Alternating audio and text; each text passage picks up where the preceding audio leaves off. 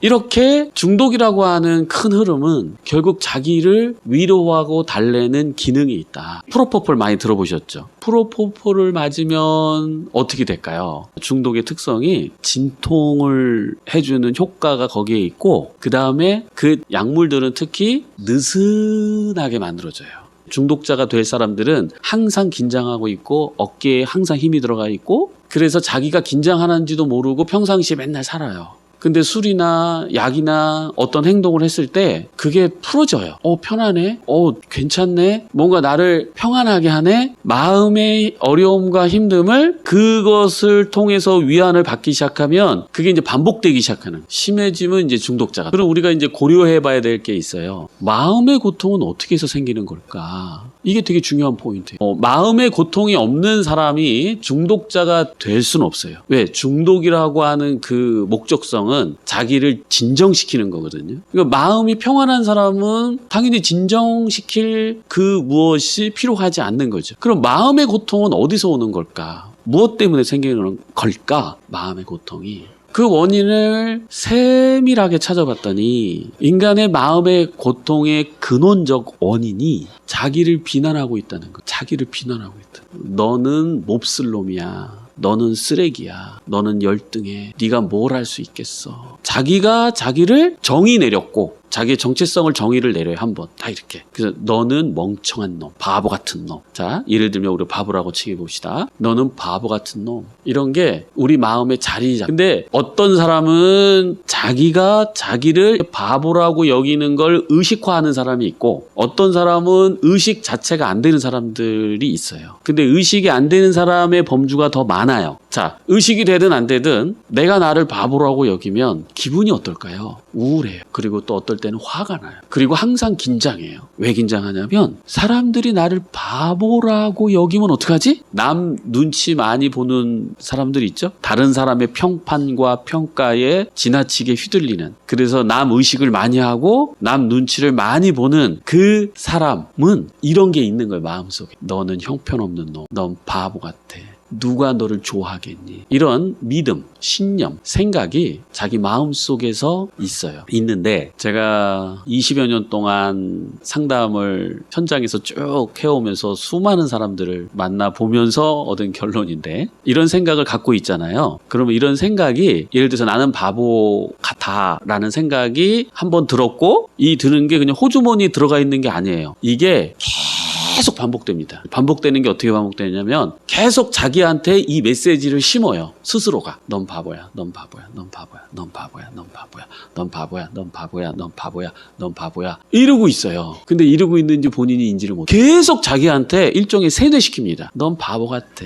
바보 같으니까 이런 것도 못하고, 바보 같으니까 넌 이렇게 살 수밖에 없고, 바보 같으니까 다른 사람들이 널 좋아하겠냐. 저 지나가는 사람 봐라. 다 잘났는데 너는 바보 같지 않냐. 이러면서 모든 인생의 시간 순간마다 계속 이러고 있어요. 계속. 얼마나 고통스럽고 괴롭겠어요.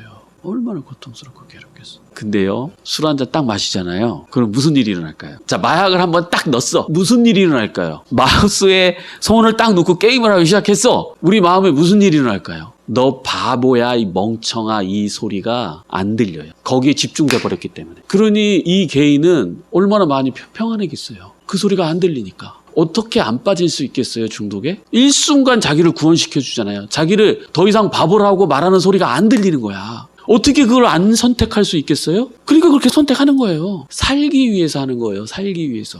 그러니까 중독자는 사실은 자기가 너무 괴로우니까 이 괴로움에서 잠시 벗어나기 위한 하나의 도피처가 돼버린 거죠. 근데 제가 많은 크리스찬들이 중독자이기도 하고 이런 심리적 아픔을 갖고 있다고 표현했잖아요. 그러면 우리가 늘 교회에서 가르치는 메시지가 있어요. 뭐예요? 하나님이 너를 사랑해. 너를 위해서 십자가에 달려 돌아가셨어. 생각을 해보세요. 예수 그리스도가, 하나님의 아들이 너라는 한 사람을 위해서 십자가에 죽은 거잖아요. 목숨을 바친 거잖아요. 그러면 그러면 우리는 이렇게 받아들여야 되거든요. 내가 엄청 귀한 존재구나. 그죠? 신의 아들이 나를 위해서 죽었다는데 그거는 내가 정말 천하보다 귀하다라고 하는 어떤 메시지를 담고 있는 거 아닌가요? 근데 그게 안 믿어지는 거예요. 아무리 우리가 옆에서 외치고 알려줘도 그게 복음이거든요. 근데 받아들여지지 않는 거예요. 왜냐? 자기가 자기 스스로를 알고 있는 그 믿음이 더 진리예요. 더 진리예요. 하나님이 날 사랑해, 이거는 알겠어. 알겠고, 근데 그 사랑은 나와 관계는 없어. 난 바보 같거든. 바보 같은 나를 하나님이 사랑할 리는 없지. 얘기해줘요. 하나님이 너를 사랑해. 알고 있어요. 이게 알고 있는 게 아니에요. 말은 그렇게 하는 거예요. 우리가 다 그 문화 속에서 있으니까. 하나님 날 사랑하지 않아요. 이렇게 하면은 저항하게 되는 거잖아요. 그 말한 사람에. 그러니까 그 사람이 저항하기 힘드니까 그럼 날 바보처럼 볼 수 있잖아요. 나는 바보라서 그 바보를 숨겨야 되는데 진리요 옳다고 말하는 그 말을 반박할 수 있나요? 반박하면 이 바보 멍청이. 그것도 모르냐? 이렇게 들어갈 건데. 그러니까 알아요. 알고 있어요. 하나님 날 사랑해요. 이렇게 말하지만 자기 마음은 안 바뀌는 거예요. 왜? 자기는 바보 같아서 하나님이 나 같은 사람을 사랑하지 않을 거라는 거를 알고 있기 때문이죠. 즉 자기가 자기를 사랑하지 못하는 거예요. 그래서 제가 중독의 궁극적인 결말은 자기 파괴성이다. 이렇게 얘기하는 거예요. 자기를 싫어하고 혐오해. 자기를 싫어하고 혐오하기 때문에 심리적 장애가 발생하기 시작하고요. 그 심리적 장애의 여러 구간 중에 중독이 하나 있는 거예요. 그래서 자기를 사랑하는 사람이 심리적 장애를 일으킬 수 없고 중독자가 될 수 없어요. 근데 여기서 우리 기독교는 자기를 사랑하면 안 되잖아요. 그죠?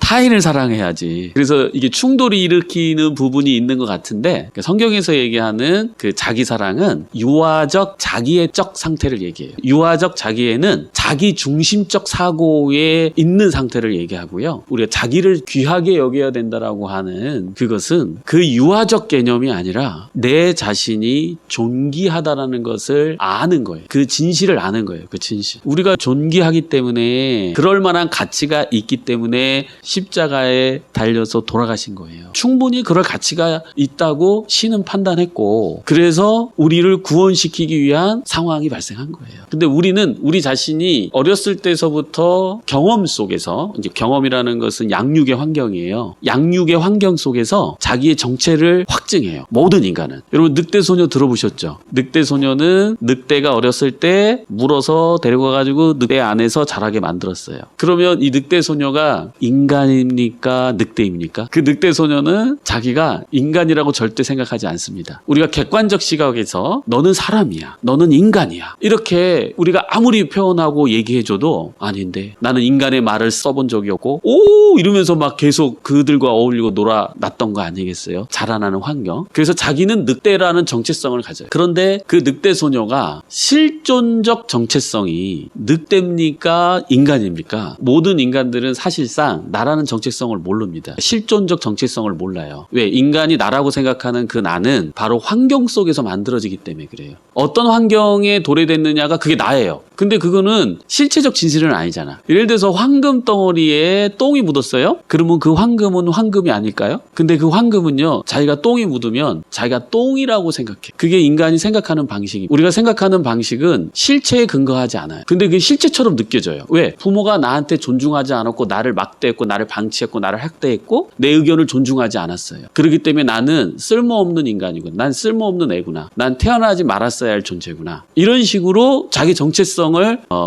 만들어 간다는 거예요. 그게 자기라고 생각하는 거야. 자기. 근데 이 한 번 자기가 정의를 내리잖아요. 나는 똥이야. 나는 쓰레기야. 나는 한심. 이렇게 한 번 정의를 내리면 이걸 안 바꾼다는 거예요. 그래서 복음과 진리가 우리한테 왔다고 말해도 이게 안 바뀌어요. 탁 막아요. 그게 좋은 소리지. 나도 그렇게 됐으면 좋겠어. 근데 나는 태어날 때서부터 그렇게 태어난 존재가 아니거든. 그러니까 이게 들어가지가 않으면 치료가 안 되는 겁니다. 그리고 거짓에 빠져서 평생 그렇게 살게 되고 그리고 그 믿음을 가지고 있는 상태에서 이제 교회를 나가요. 교회를 나가서 그 믿음을 깨트리는 게 아니고 그 믿음을 잠시 보류시키는 작업을 해요. 그래서 종교 행위에 빠지기 시작합니다. 종교 행위를 하고 있는 동안에는 자기하고 하나님하고 살짝 연결되어 있는 것 같아. 그래서 좀 위안을 받아. 근데 궁극적으로는 자기 믿음을 바꾸진 않아요. 그래서 예수님이 내가 주는 물을 마시면은 영원히 목마르지 아니한다는 그 말이 바로 그 복음이 그 심령 가운데 깊이 들어가서 기존에 우리가 가지고 있는 믿음 체계를 깨트릴 때 한 번 마시면 더 이상 뭔가 계속 달라고 요청하고 갈급하고 갈증나지 않는다는 거예요. 근데 표면에 물이 뿌려지면 계속 마르니까 계속 나는 가치 있는 인간이 되고 싶은데 나 자체는 똥이고, 근데 똥이니까 가치 있게 되려고 얼추 노력해야 되니까 거룩한 곳에 살짝 가는 거죠. 가서 그래도 나는 그나마 조금 괜찮은 사람이야? 자, 이렇게 신앙생활도 하고 관계도 맺고 삶을 살아간단 말이에요. 내 진짜 믿음은 안 깨트리고. 이게 기본적으로 많은 사람들이 취하는 태도예요. 그래서 비밀리에 자기 마음 속에 자기 믿음 체계가 있기 때문에 이거를 잘 못 알아봐 사람들이에요. 예. 그리고 심지어는 자기가 자기도 속여요. 근데 태도, 행동, 관계 속에서는 이걸 속일 수가 없어요. 다 드러나요. 관계 속에서는 다. 그래서 삶이 힘들어지기 시작해요. 이런 통과 풀리지 않는 괴로움을 단박에 해소할 수 있는 게 중독이에요. 그러니까 신앙생활을 하고 하나님을 믿고 우리가 말씀을 쫓고 뭐 다른 걸 막 하더라도 이거를 이길 재간은 없어요. 어떤 누구도. 그래서 사실상 중독이 우상이라고 말하는데요. 그죠? 신앙적으로는 그렇게 표현할 수 있어요. 술이 하나님보다 더 좋구나. 마약이 하나님보다 더 좋구나. 돈이 하나님보다 더 좋구나. 이래서 그것을 우상화라고 표현할 수 있는데 실제로 더 우리가 꿰뚫어 보면 술이 우상이 아니고 자기가 우상이. 자기 믿음을 안 바꾸거든. 자기 생각이 진리보다 더 우선시돼요. 그래서 자기식대로 삶을 살아가는 거죠. 자기식대로. 내가 이렇게 하면은 나를 호구로 볼 거야. 그러니까 난 이렇게 안 해야지. 그래서 화를 잘 내요. 화를 왜 그 사람이 잘 내겠어요? 나를 바보로 볼까 봐 염려해서 내는 거예요. 성격이 타고나는 거라고 혹시 알고 계시는 분이 있을지 모르겠지만 성격은 타고나는 게 아니에요. 어린 시절에 양육의 환경 속에서 자기가 살아남는 방식이 그게 굳어진 게 성격이에요. 그 유기체가 생존 본능에 의해서 자기가 살아남아야 되거든요. 그래서 어떤 환경에 놓여 있느냐에 따라서 그 환경에 가장 최적화된 그 삶의 전략을 만들어요. 그리고 그것을 사용해 봐요. 엄마는 아빠한테 계속 사용해 보고 이게 가장 안전하겠구나. 예를 들어서 이런 거예요. 엄마 나 아파 이러면 조용해. 엄마 지금 이거 하고 있는데 시끄럽게 그냥 해서 애가 분명히 자기의 마음을 엄마한테 소통을 했는데 오히려 혼났어. 옛날엔 여러분 운다고 많이 혼났잖아요.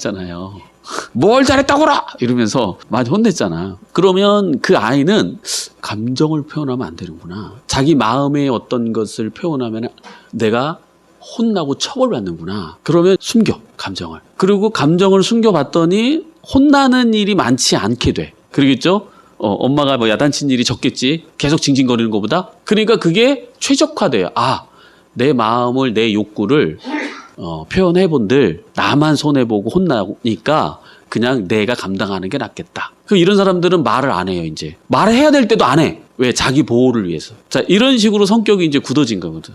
근데 이런 성격이 또 감정을 억압하고 있었기 때문에 우리는 자연스럽게 서로 소통하고 감정을 나눠야 행복해지는 게 인간이거든요. 그걸 또 스스로가 맡고 있었기 때문에 또 답답하고 고통스러워요. 그래서 어째요? 술 한 잔 마시면 말 없는 사람이 어떻게 돼요? 말이 많아져 아주. 그러니까 자기 스스로를 금지하고 있었던 이것이 술의 감각을 마비시킴으로 인해서 그게 풀어져요. 풀어지면서 일순간 숨통이 트이는 느낌이 드는 거예요. 모든 일탈의 개념이 여기에 소속됩니다. 뭔가 환기가 돼요. 자기 마음속에. 그래서 오히려 억압을 많이 할수록 이 일탈을 많이 필요로 하게 돼요. 그래서 알고 보면 중독은 이런 고통과 괴로움 속에서 있는 사람들이 아주 짧은 시간에 자기의 고통에서 해방시켜줄 그 무엇을 찾은 거예요. 그래서 중독을 없애려면 중독을 하지 마라라는 의미보다는 내가 진정한 고통의 근원이 어디서 시작됐고 그 고통을 해결해 줄 수 있을 때 더 이상 진통약이 중독인데요. 이 진통약을 먹지 않게 되는 거죠. 자연스럽게. 근데 고통이 계속 있는데 진통약을 먹지 말라고 하면은 이 사람은 죽을 가능성이 있어요. 그러니까 더 안 좋아지는 선택을 하는 거죠. 더 나쁜 선택. 중독도 나쁘지만 어쨌든 더 극단적 선택으로 갈 수 있다는 거예요.